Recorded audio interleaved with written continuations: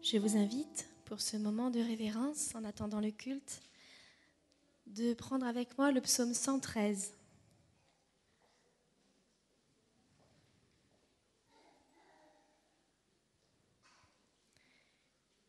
Et nous le lirons en l'honneur de notre Dieu.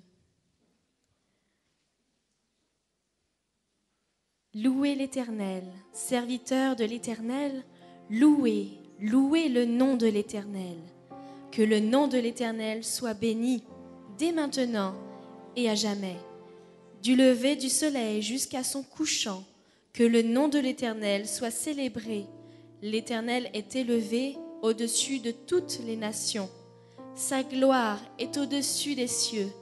Qui est semblable à l'Éternel, notre Dieu? Il a sa demeure en haut. Il abaisse les regards sur les cieux et sur la terre. De la poussière, il retire le pauvre. Du fumier, il relève l'indigent. Pour les faire asseoir avec les grands de son peuple. Il donne une maison à celle qui était stérile. Il en fait une mère joyeuse au milieu de ses enfants. Louez l'Éternel. Amen.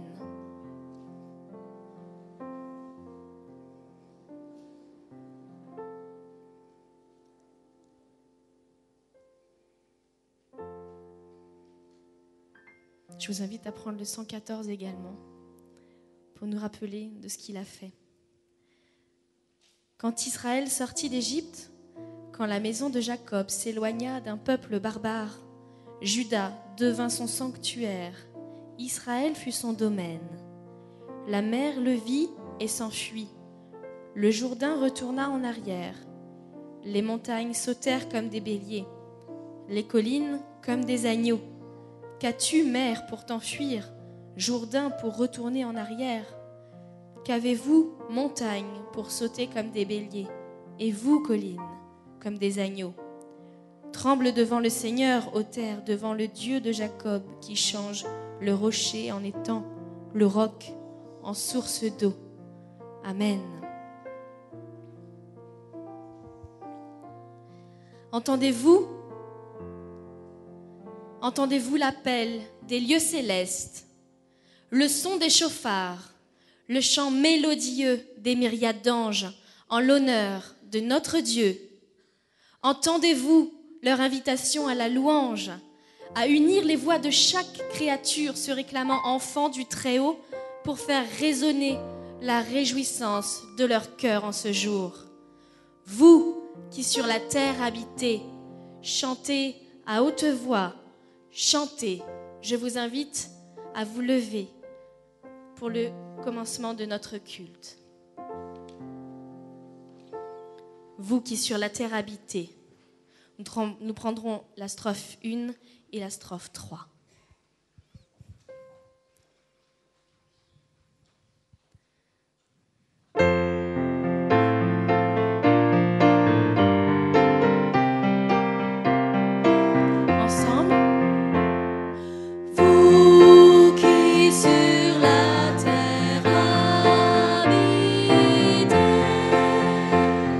Chantez à haute voix, chantez.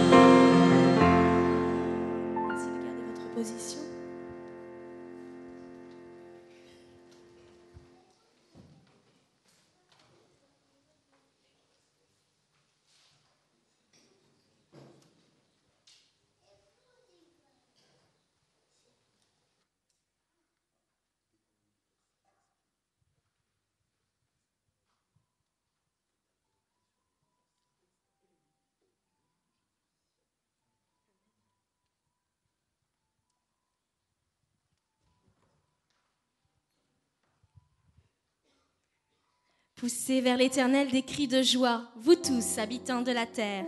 Venez avec allégresse en sa présence. Sachez que l'Éternel est Dieu, c'est lui qui nous a fait et nous lui appartenons. Nous sommes son peuple et le troupeau de son pâturage. Entrez dans ses portes avec des louanges, dans ses parvis avec des cantiques. Célébrez-le, bénissez son nom, car l'Éternel est bon et sa bonté dure à toujours, et sa fidélité de génération en génération. Seigneur de gloire, chantons ensemble notre doxologie.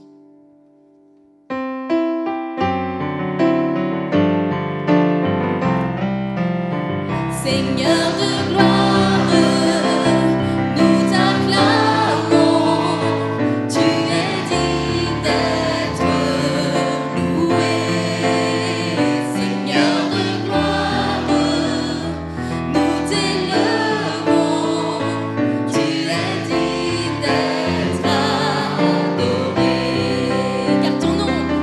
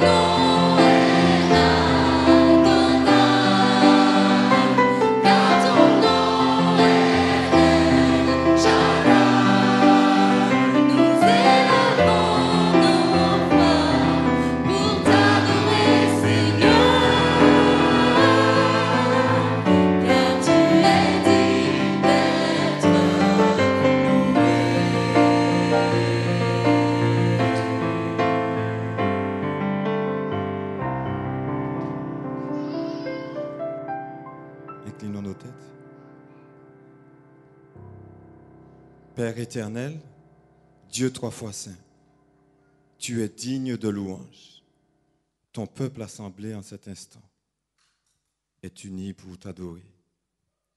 Éternel, remplis notre cœur, remplis l'espace autour de nous et fais-nous vibrer afin que nous puissions, Seigneur, t'être en hommage au nom de Jésus. Amen.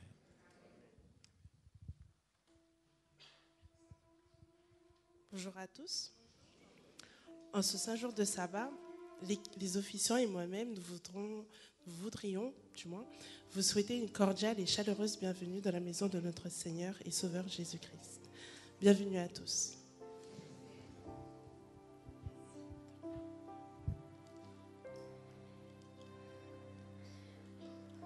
Est-il possible de se remémorer tous nos péchés de la semaine ? Est-il possible de nous rappeler ne serait-ce que les péchés du jour ? Par le pardon, Dieu efface nos transgressions présentées. Qu'en est-il de celles qui restent en suspens ? Celles dont nous n'avons pas ou ne voulons pas vraiment prendre conscience. Ce temps de repentance est indispensable à l'agrément de notre demande humble de purification. Par cette louange, nous vous invitons à faire silence à l'intérieur et écouter. Écoutez l'Esprit vous dévoiler ce qui a été caché par l'orgueil, le déni ou autre qui nous empêche d'être sans tache devant notre Dieu, de déposer ce qui nous meurtrit dans notre caractère. Dieu veut nous relever. Laissons-le faire. Plus de lutte inutile avec soi-même. Entends, ô Dieu, ma prière et mon cri.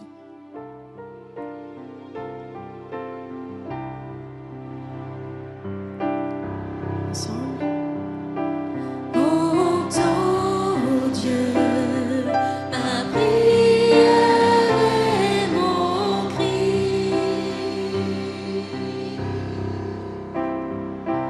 Du bout de la terre, je crie à toi, Seigneur.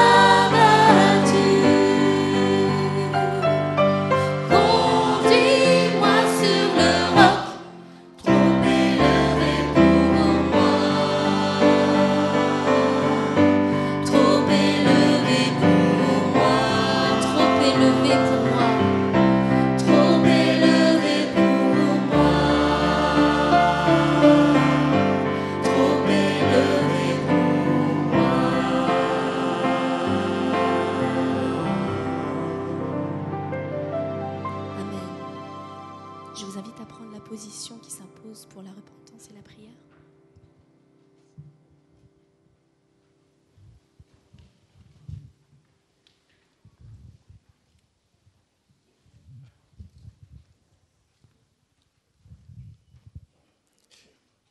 Gloire, gloire, gloire au Père.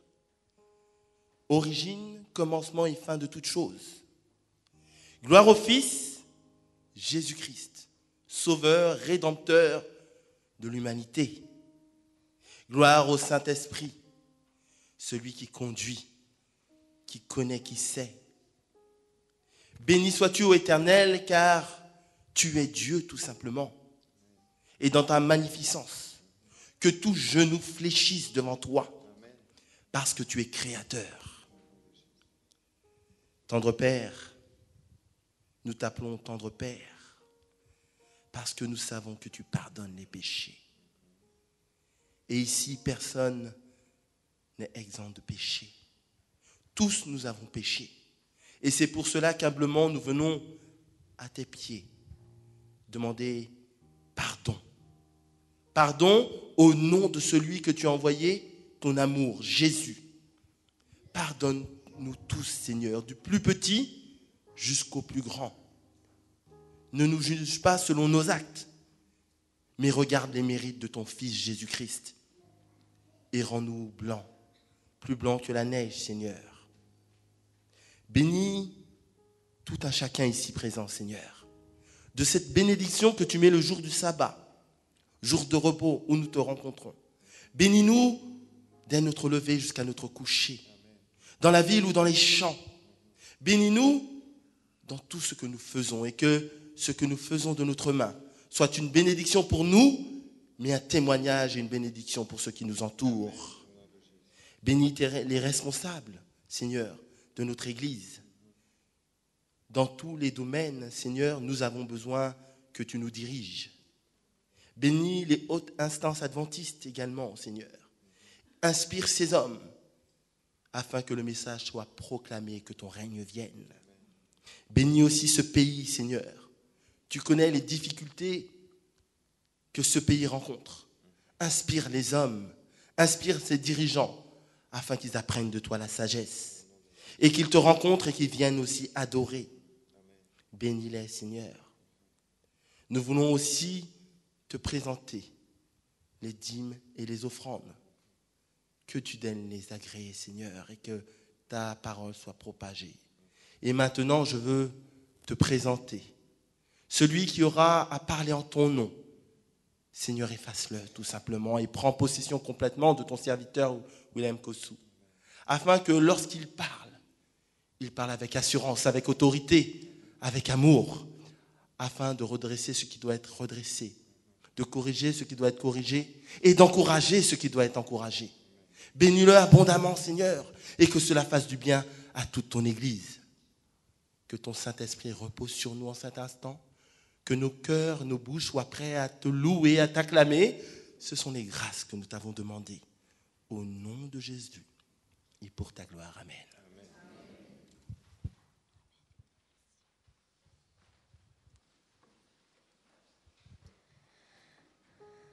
Amen.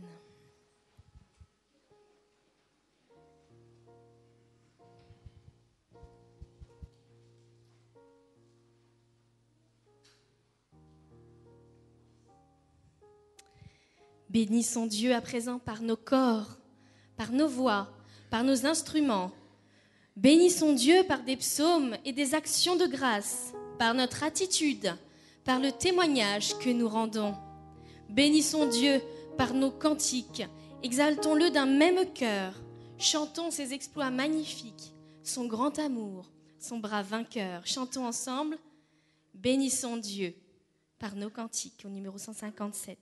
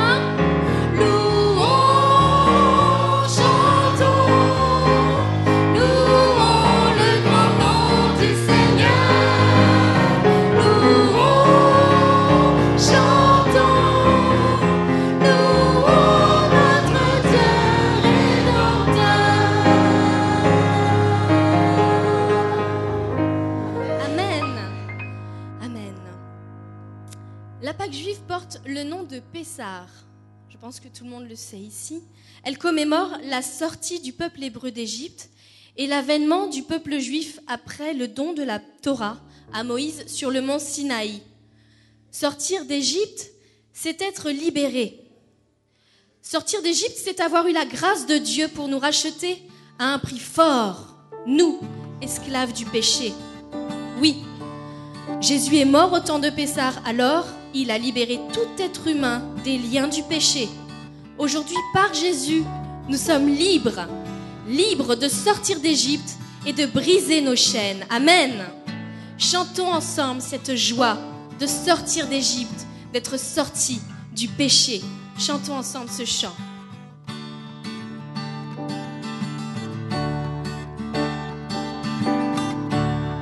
Sortir, sortir d'Égypte, briser les chaînes, traverser la mer.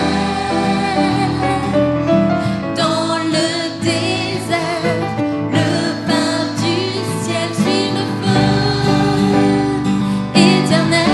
Sortir d'Égypte, sortir d'Égypte, briser les chaînes, traverser la mer. Dans le désert, le pain du ciel suit le feu éternel. Au-delà des montagnes, au-delà des montagnes, tu vis, tu es l'éternel, le grand je suis. Oui, tu es Seigneur, nous t'adorons. Sortir d'Égypte, sortir d'Égypte, briser les chaînes, traverser la mer. Dans le désert, le pain du ciel suit le feu. Au-delà des montagnes, au-delà des montagnes, tu vis, tu es l'éternel, le grand je suis. Oui, tu es Seigneur, nous t'adorons. Oui, nous t'aimons. Oui, nous t'aimons. Nous t'exaltons, te célébrons. Au-delà des montagnes, au-delà des montagnes, tu vis, tu es l'éternel, le grand je suis. Oui, tu es Seigneur, nous t'adorons. Au-delà des montagnes, au-delà des montagnes, tu vis, tu es l'éternel, le grand je suis. Oui, tu es Seigneur, nous t'adorons.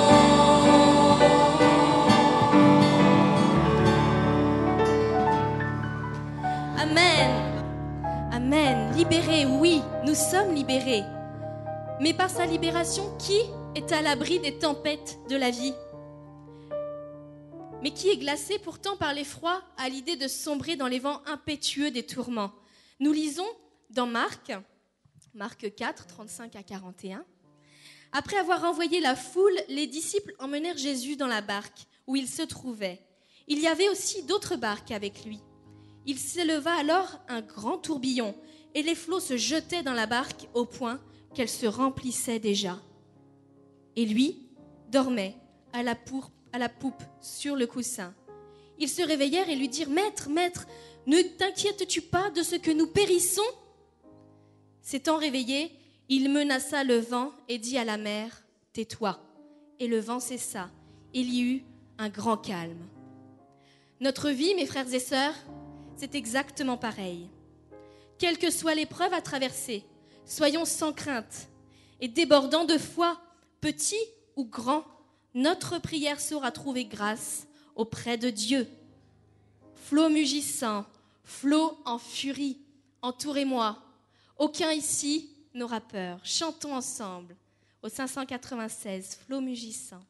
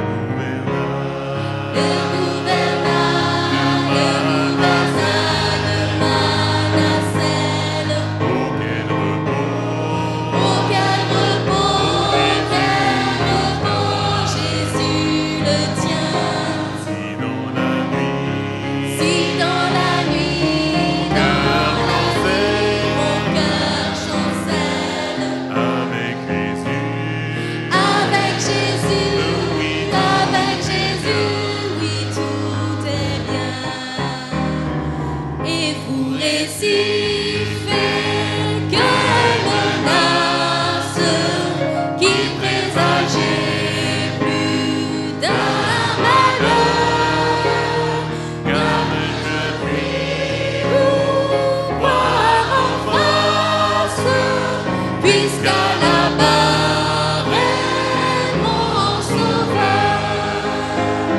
Le gouvernail Le gouvernail de Manassel.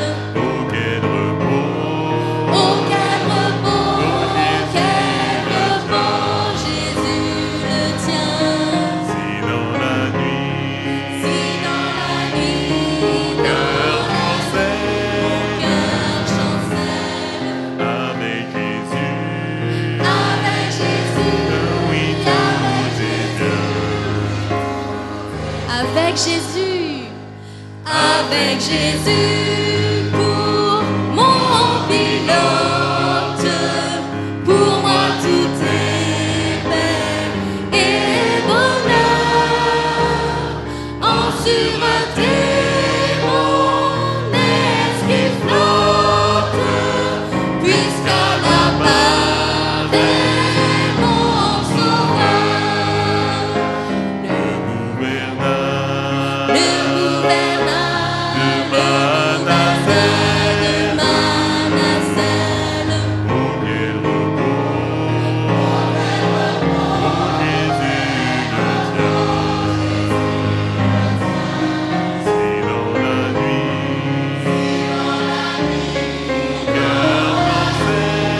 Cœur chancelle, avec Jésus, avec Jésus, avec Jésus, oui, tout est bien. Amen. Amen.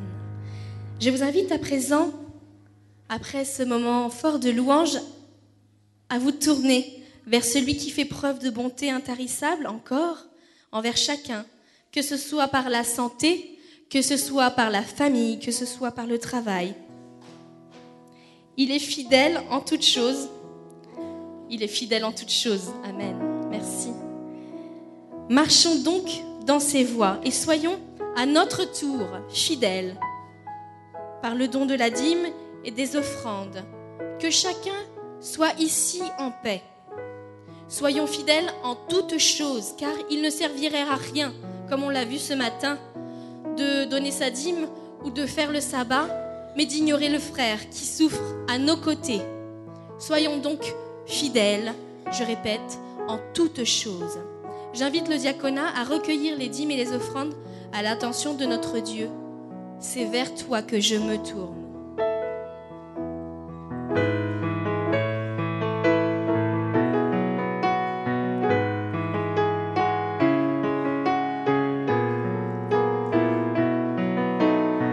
Ensemble. C'est vers toi que je me tourne. Je veux marcher dans tes voies. J'élève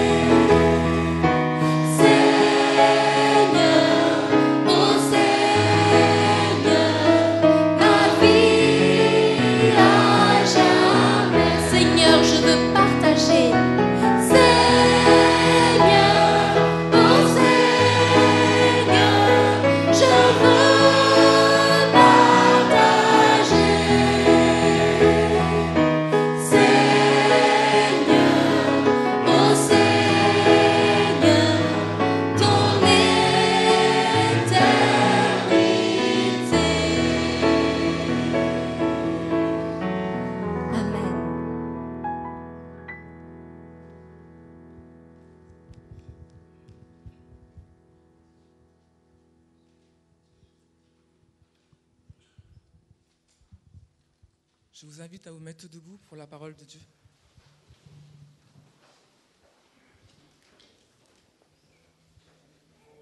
Le texte de base se trouve dans Luc 22, versets 31 à 32.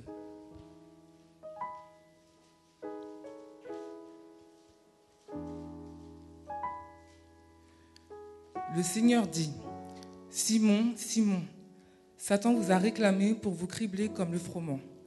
Mais j'ai prié pour toi, afin que la foi ne défaille point. Et toi, quand tu seras revenu, affermis tes frères. » Amen.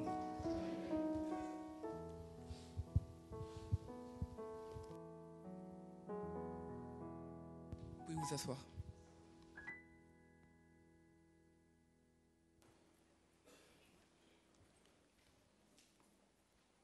Comment allez-vous?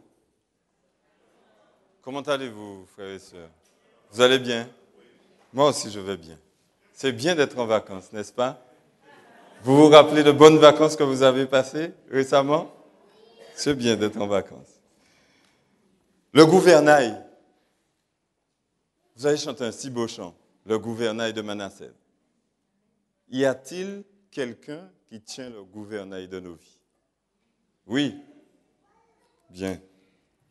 Vous savez, hier après-midi, il y a eu un enterrement à Créteil, à l'église de Créteil plus précisément, et c'est un jeune qu'on a enterré. Il est mort d'un accident de moto. C'est un jeune qui avait laissé l'église. Mais plaise à Dieu, il était en train de resceller son alliance avec Dieu. Il devait être baptisé très bientôt. La mort l'a surpris en chemin. Mais je crois que ce garçon, lorsque nous irons là-haut, nous allons le rencontrer avec Dieu. Parce qu'il avait déjà manifesté le désir de reprendre sa cause chrétienne avec Dieu. Beaucoup de jeunes laissent l'église, n'est-ce pas?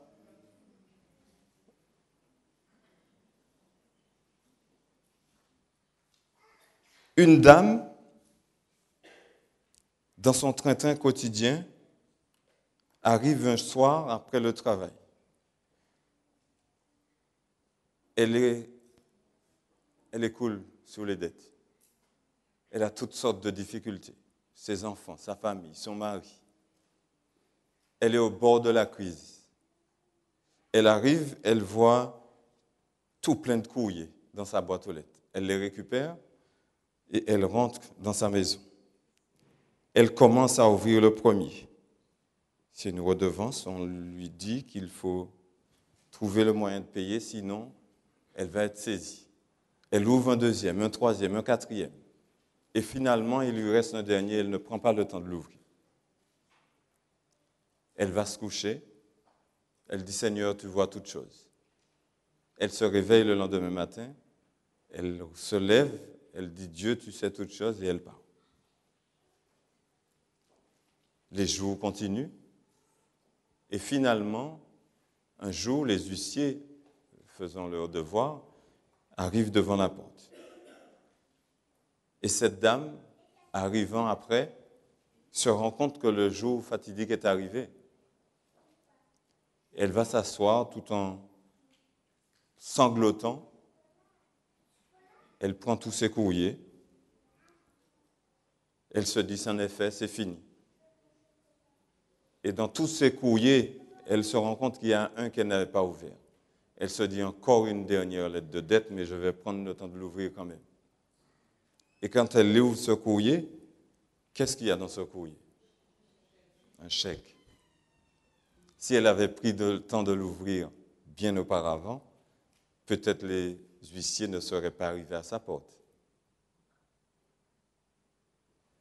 Quel est notre chèque, chers frères et sœurs? Avons-nous reçu un chèque de la part de notre Dieu, de notre Seigneur Jésus avant de partir? Voilà notre chèque. Vous connaissez ce chèque? Une émission qui se déroulait en Amérique, il y avait 12 heures de temps de louange dans l'après-midi, juste avant le sabbat, et cette émission avait pour objet de passer du temps à remercier Dieu et que les gens appellent pour témoigner de la grâce de Dieu pendant la semaine. Et il y avait une chose essentielle qu'on devait faire ressortir du témoignage. On devait signaler s'il y avait eu quelqu'un qui avait fait une action héroïque dans notre vie. Et toute personne appelait pour dire oui, j'ai failli avoir un accident, quelqu'un m'a fait ci et ça, mais Dieu a fait que. On racontait toutes sortes de témoignages et cela faisait du bien à chacun, à tous ceux qui entendaient. Et un jeune garçon de 12 ans téléphone, on lui dit, mais oui mon jeune homme, alors qu'est-ce que tu as à nous raconter? Il dit, j'ai découvert un héros. On lui dit, eh bien, raconte-nous mon jeune garçon. Il dit, voilà, je crois que mon héroïne, c'est ma maman. On lui dit, ah bon? Il dit, oui, parce que j'ai constaté qu'à tous les moments de ma vie, que j'ai été bon, que j'ai été méchant, que j'ai été désagréable, que je sois à n'importe quel moment de ma vie, à chaque fois que je racontais à ma mère quelque chose, bon ou mauvais, elle allait prier pour moi. Il a dit, je crois que ma maman est une héroïne, parce qu'elle a confiance en moi malgré moi-même. Le texte que nous avons lu tout à l'heure, dans Luc 22, versets 31 et 32,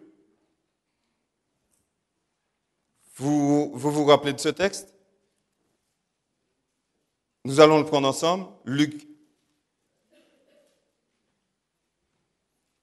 22, à partir du verset 31.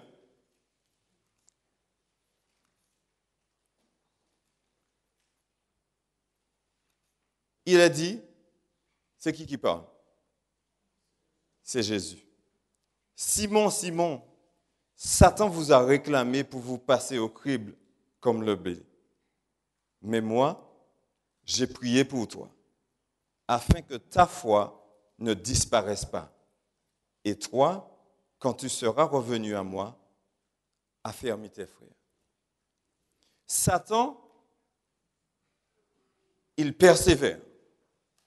Il veut détourner les enfants de Dieu et les détruire. Mais Jésus dit, j'ai prié pour toi. Qu'est-ce que Jésus dit? J'ai prié pour toi. Chers frères et sœurs, il y a un Dieu qui prie pour vous et qui prie pour nous. Alors que Satan s'acharne contre nous, Jésus dit, j'ai prié pour toi. Mais il y a quelque chose qui attire mon attention. Il dit, afin que ta foi ne disparaisse pas. Cela signifie que lorsque nous prions pour quelqu'un, nous lui transmettons la foi. N'est-ce pas?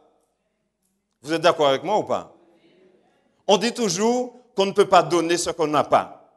Ou alors, comment peut-on transmettre sa foi? On peut communiquer à quelqu'un son témoignage, mais pas sa foi. Mais là, Jésus est en train de dire, en priant pour toi, je fortifie ta foi afin qu'elle ne disparaisse pas. Cela sous-entend que lorsque je m'investis pour quelqu'un, sa foi doit croître en Jésus-Christ. N'est-ce pas? Je crois que tout le monde n'est pas convaincu, mais nous allons avancer. Le titre de mon message ce matin, comment prier pour nos enfants? Ou alors, comment transmettre la foi à nos enfants? Nous disons souvent, chers frères et sœurs, que les jeunes naissent l'Église. C'est une réalité, nous le voyons, nous le constatons. Et nous nous posons souvent cette question, que faire pour garder nos jeunes à l'Église? Et souvent, nous partons dans toutes sortes de propositions. Et si nous nous mettions à faire des projets pour la jeunesse pour qu'ils restent à l'Église? Et si les dirigeants commençaient à penser aux jeunes pour qu'on puisse faire des programmes pour que les jeunes puissent être investis de la responsabilité à l'Église, comme ça, ils ne laisseraient pas l'Église. Et si, et on dit souvent, si ce n'est pas là pour boudin, vous voyez, vous connaissez cette expression? Vous n'avez pas compris. Si nous n'avions pas, une peau de ventre,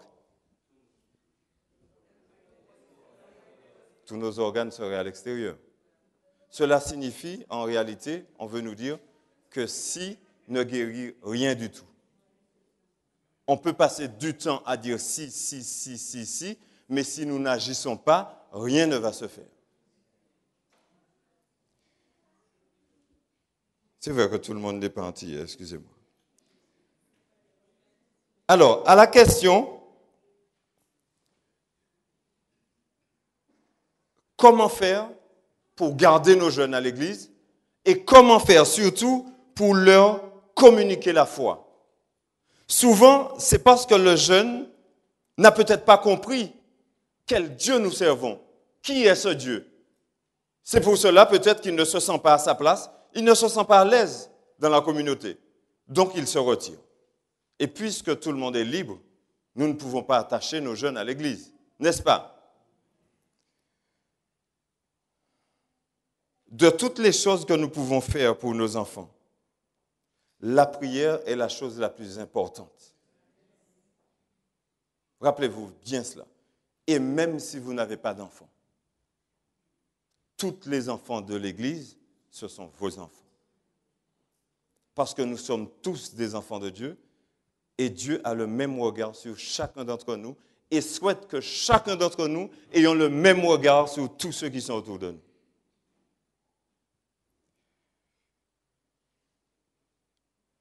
Pourquoi devrions-nous prier pour nos enfants?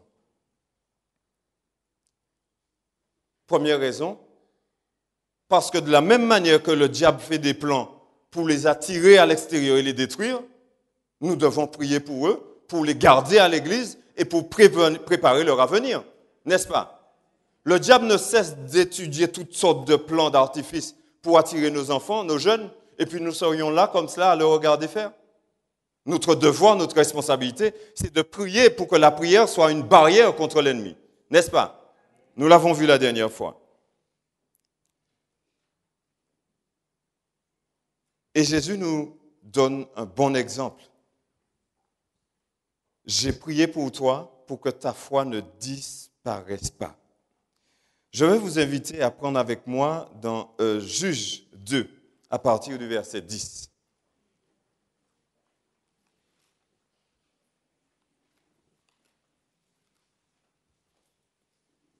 Le livre des Juges se situe juste après le livre de Josué.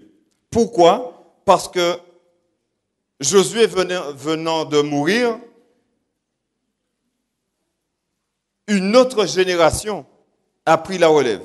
Josué a une génération où le peuple de Dieu, à l'issue de Moïse, a mené des conquêtes avec tous les dirigeants du peuple. Et Josué était cet homme qui a su transmettre ce que Moïse lui avait donné à travers la parole de Dieu aux Israélites. Donc, sous l'époque de Josué, le peuple ne cessait de gagner des batailles et de croître au nom de Dieu. Lisons juste 2 versets 10. Juste après la mort de Josué, toute cette génération alla rejoindre ses ancêtres et après elle surgit une autre génération. Après la génération qui a fait toute cette conquête avec Josué, une autre génération arriva. Génération qui ne connaissait pas l'Éternel ni ce qu'il avait fait en faveur d'Israël. Après la génération de Josué, la génération qui est arrivée ne connaissait pas Dieu. Comment cela peut-il se faire? Alors souvent, nous nous posons de bonnes questions. Nous voulons faire des projets à l'Église pour que notre jeunesse reste, que l'Église soit croissante. Posons-nous parfois la question, nous posons-nous cette question, avons-nous su transmettre ce que nous avons reçu à nos enfants pour qu'ils gardent la foi à l'Église?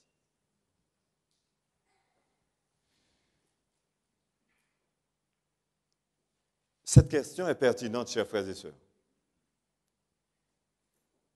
Car souvent, nous avons ce problème de communication. Nous savons beaucoup de choses, mais pour transmettre, cela n'est pas bien évident.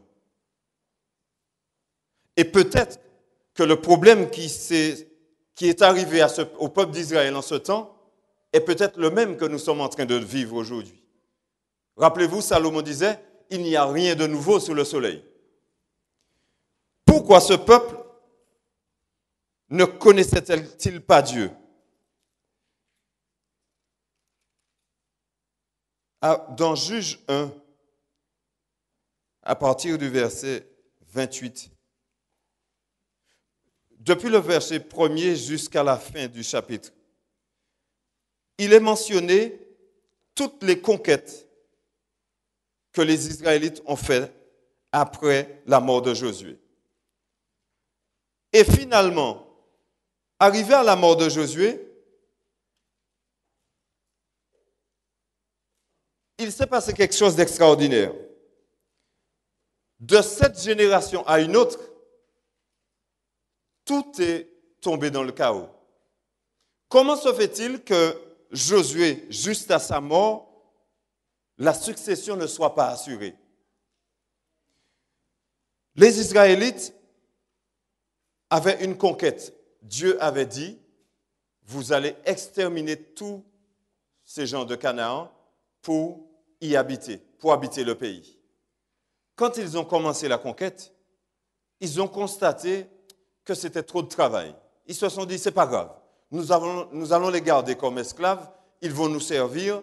Finalement, ils ont désobéi à la parole de Dieu. Et qu'est-ce qui s'est passé?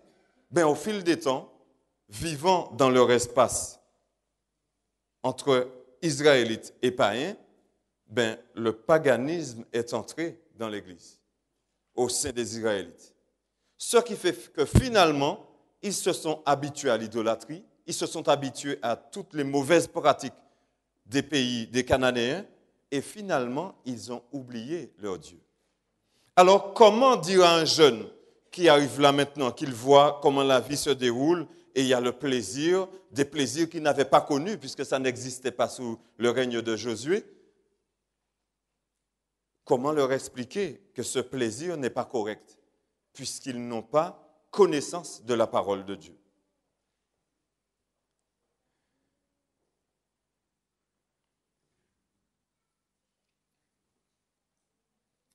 Il est dit une chose, notre génération aujourd'hui, connaît-elle notre Dieu? C'est une belle question parce que